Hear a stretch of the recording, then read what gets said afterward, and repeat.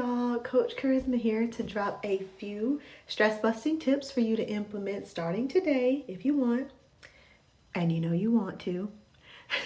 So without further ado, the ever cliche but true, be active. So exercise won't make your stress disappear, but it will reduce some of the emotional intensity that you're feeling, thus helping you clear your thoughts and let you deal with your problems more calmly. So what I mean by be active is not necessarily exercise, although I know I said that earlier. What I mean is find something that resonates with you. If you don't like cardio, don't do the damn cardio. Like, that doesn't make any sense. If you'd rather swim laps, do that. And if you don't necessarily want to be active in the sense of like exercise, right? Like a gym or at-home fitness, how about park further out in the Walmart parking lot or the Kroger parking lot or whatever and walk further. Make a lap around the block when you go to get your mail. Anything like that, right, can be active. So do something like that to help with stress.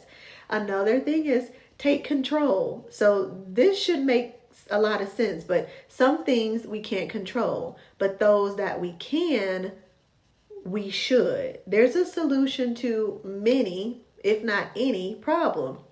The thing is, though, if you remain with passive thinking, like, I can't do anything about my problem, your stress is probably going to get worse. So again, if it's not controllable, then you shouldn't be stressing over it. If it's something you can change, though, you can, because taking control can be empowering. You'll look for solutions that satisfies you too, not anybody else, which touches on boundaries, but I won't go there today. It's important though. This brings me to my next tip that can go hand in hand with solution finding though. Connect with people. Sometimes bouncing ideas off of people can bring a lot of clarity for us. It can give us ideas that we didn't even know were out there and help us find those solutions. A good support network of colleagues, friends, family can help you ease your troubles and help you see things in a different way. Notice I emphasize good and healthy, not unhealthy. We don't want that. Here at Rooted Ambition, though, y'all, I wish you could sit in on our business meetings. When we say here we grow, we mean that in every aspect, from our clients to our coaches to our administrative staff. We literally are here for one another, and that feels amazing to know that someone has your back and can point out when you might be wrong or when you need to try something a little bit different, because it shouldn't be about telling you what you want to hear or us telling one another what we want to hear.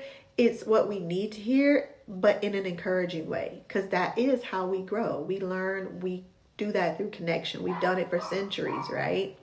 Sorry if y'all hear my dog. When I do these things, you'll learn about Jackson. Maybe one day I'll bring him into a video. He wants to join in on coaching too. But yeah, the activities we do with friends can help us to relax. We often can have a good laugh with them, which is an excellent stress reliever. Another thing is having some me time. So I often talk about with my clients that self-care, which I think is important and goes hand in hand with stress reduction. We often don't spend enough time doing the things that we enjoy because especially here in the US, we tend to be like, go, go, go. We got to work, work, work.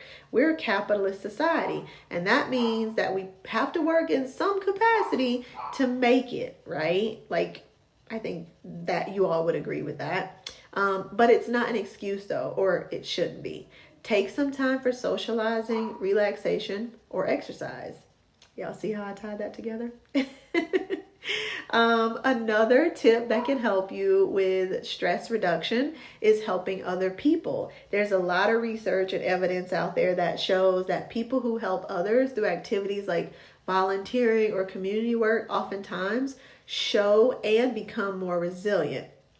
Just to be clear though, I don't want you adding additional things when you already have 20 things that require your time and attention. That is not what we want, because again, boundaries, and there's even time boundaries. So if you have the ability though to give those things some time to help someone out, even if it's walking them across the street, helping an elderly person get their groceries in the car, paying for someone a meal that said they were hungry, right? Sending them a cash app or whatever, that can go a long way. That's still volunteering in some way. let's see. I want you to work smarter, not harder. I almost said that backwards.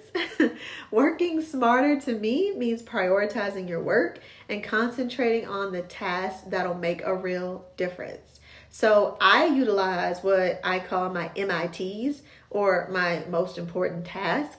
Sometimes I'll do a little form. I wish I had a paper here to show y'all, but I'll put my top 3 tasks at the top and fold it up. And then I should do it like this and show it like this, right? So you put those at the beginning of your day and the less important tasks that can wait at the end of your day, because it's really rare that we'll have every task accomplished. Especially if you're like me, where like you'll think of, oh, I just have one more thing to do. But getting those necessary ones done is likely to help you feel more accomplished. I don't think we'll ever have all of our stuff off the table. That'd be great if we do, but it doesn't usually happen. So I know sometimes that's easier said than done, but that doesn't mean it's not doable. I'll repeat that. I know sometimes that's easier said than done, but that doesn't mean it's not doable. And then my last quick stress reduction tip is try to be positive. So you look for the positives in your life and the things for which you're grateful. This doesn't mean that I want you to have a toxic positivity personality. So like I once had this coworker, and honestly, she used to get on my nerves, y'all. She was literally always so bubbly, and child, that is very rare that it happens. I'm not saying it's impossible, but being that happy 24/7, 365 is unrealistic for most of us. Sometimes we just have those days where we're just like, I'm just making it, and that is okay.